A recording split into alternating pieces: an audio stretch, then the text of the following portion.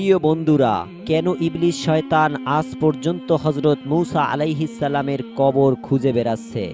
ইবলিস শয়তান যদি মূসা নবীর কবর খুঁজে পায় তাহলে কি হবে? আর কেনই বা হযরত মূসা আলাইহিস সালামের কবর মোবারক মানুষের চোখের আড়ালে আছে? খুবই তথ্যবহুল ভিডিও নিয়ে হাজির হয়েছি, তাই ভিডিওটি শেষ পর্যন্ত দেখতে থাকুন। আসসালামু আলাইকুম ওয়া রাহমাতুল্লাহ। প্রিয় বন্ধুরা, আশা করি আপনারা সকলেই ভালো আছেন। প্রিয় বন্ধুরা, ইসলামের ইতিহাসে হযরত মূসা আলাইহিস সালাম সকল নবী রাসূলদের মধ্যে একজন বিশিষ্ট নবী এবং আল্লাহর মনোনীত একজন বিশেষ পয়গাম্বার ছিলেন। হযরত মূসা আলাইহিস সালামের মহত্বের কথা কুরআন মাজিদের সবচেয়ে বেশিরভাগ উল্লেখ করা হয়েছে। কুরআন মাজিদের ৩০ পারার মধ্যে ২৮ পারাতেই মূসা আলাইহিস সালামের কথা বলা হয়েছে। ৩৬টি সূরায় তার নাম ১২০ বার করে এসেছে। নবী রাসূলদের মধ্যে হযরত মূসা আলাইহিস সালামকে সবচেয়ে বেশি সংখ্যক মুজিজা আল্লাহ তাআলা দিয়েছিলেন। কুরআনে হযরত মূসা আলাইহিস সালামের ফজিলাত পূর্ণ জীবন এবং তার ইসলাম প্রচারের অবদান অনেক শ্রদ্ধার সাথে বর্ণনা করা হয়েছে।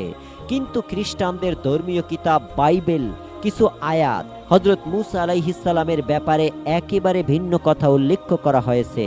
বাইবেলে হযরত মূসা আলাইহিস সালামের উম্মতের সামনে অন্যান্য সব নবীর উম্মতদেরকে কম নিয়ামত প্রাপ্ত বলে আখ্যায়িত করা হয়েছে।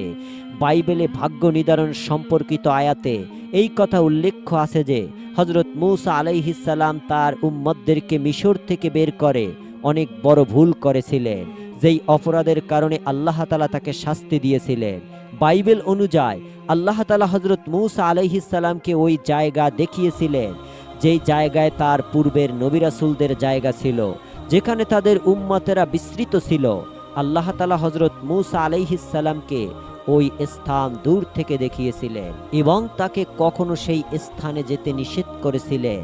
ধারণা করা হয় বাইতুল মুকাদ্দাসে মূসা আলাইহিস সালামের মৃত্যু হয়, কিন্তু তার কবর কোথায় তা আজও জানা যায়নি। খ্রিস্টান মাযহাবের ইলমে কিতাবের উল্লেখ করা হয়েছে যে শয়তান হযরত মূসা আলাইহিস সালামের কবর এখনো খুঁজছে।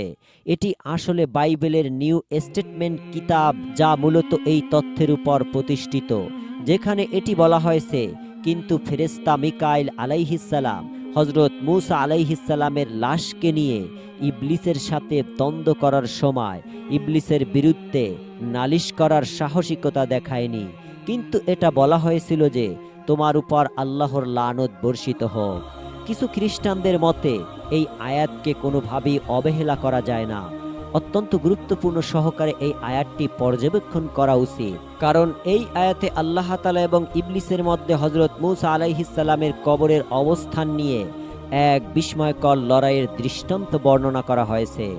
আর এক দলের ভাবনা হচ্ছে এই রকম যে ইবলিস হযরত মূসা আলাইহিস সালামের কবর এই জন্য তালাশ করছিল যাতে করে সে তার দেহ মোবারককে কবর থেকে উঠিয়ে তার লাশের সম্ভাব্য ছিনিয়ে নিয়ে বেইজ্জতি করতে পারে। খ্রিস্টানরা এটাও মনে করে যে মূসা আলাইহিস সালাম অনেক বড় একটি পাপ করেছিলেন, আর তা হচ্ছে তিনি বনী ইসরাইলদের উন্নত জীবন যাপন এবং উত্তম প্রতিদানের আশা দেখিয়ে নিজের লাভের জন্য বনী ইসরাইল কওমকে সেখান থেকে বের করে নিয়ে এসেছিলেন। আর এই কারণেই আল্লাহ তাআলা তার থেকে তার সকল মুজিজা ফিরিয়ে নিয়েছিলেন এবং তার জীবন কেড়ে নিয়েছিলেন। আর এটাও বিশ্বাস করে যে আল্লাহ তাআলা হযরত মূসা আলাইহিস সালামের কবরকে গোপন করে রেখেছে, যাতে শয়তান কখনো তার কবরকে খুঁজে না পায় এবং যেখান থেকে তার লাশ উঠিয়ে বনী ইসরাইল কওমকে মিথ্যা কথা বলে আবার পথভ্রষ্ট না করতে পারে। আর এই কারণেই শয়তান আজও হযরত মূসা আলাইহিস সালামের লাশের সন্ধানে রয়েছে। হযরত আদম আলাইহিস সালাম থেকে শুরু করে আজ পর্যন্ত শয়তান এভাবেই কোটি কোটি মানুষকে পথভ্রষ্ট করেছে। আর শয়তানের দেখানো রাস্তা অনুসরণ করে আজও কিছু মানুষ মৃত্যু লাশের পূজা করে, আল্লাহর সাথে শিরিক করে। এই কারণে আল্লাহ তাআলা হযরত মূসা আলাইহিস সালামের কবরের ঠিকানা এখনো পর্যন্ত গোপন রেখেছে।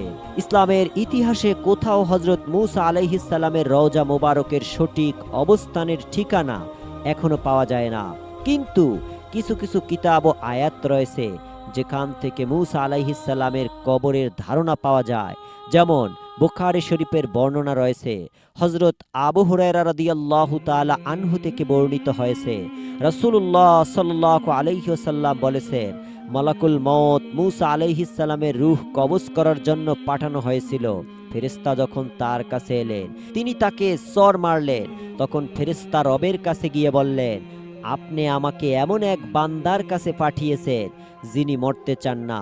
আল্লাহ বলে, তুমি তার কাছে ফিরে গিয়ে বলো সেজন্য তার একটি হাত গরুর পিঠে রাখে, তার হাতে যতগুলো পশম ঢাকবে তার প্রতি পশমের বদলে তাকে 1 বছর করে আয়ু দেওয়া হবে।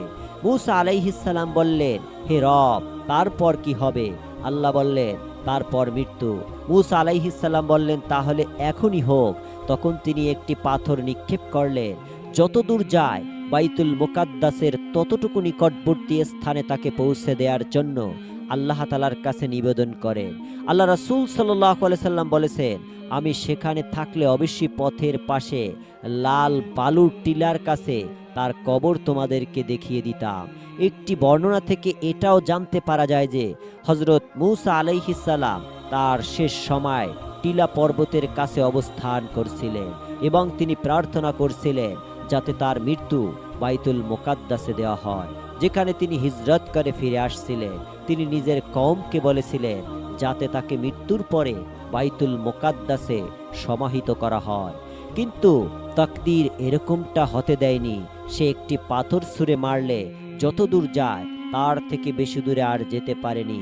এজন্য মহানবী হযরত মুহাম্মদ সাল্লাল্লাহু আলাইহি ওয়াসাল্লাম বলেছেন যে যদি আমি ওখানে থাকতাম তাহলে ওই পাহাড়ের নিচে তার কবর মোবারক দেখিয়ে দিতে পারতাম। আরও একটি বর্ণনা হতে এটাও জানা যায় যে একদা মূসা আলাইহিস সালাম একটি কবরের পাশ দিয়ে যাচ্ছিলেন। তিনি দেখলেন সেখানে একজন ফেরেশতা একটি সুন্দর কবর খুঁড়ছে। তিনি এত সুন্দর কবর দেখে মুগ্ধ হয়ে গেলেন এবং জিজ্ঞাসা করলেন, হে ফেরেশতাগণ, এটি কার কবর? তখন ফেরেশতারা বলল, এটি আল্লাহর একজন নেক বান্দার কবর।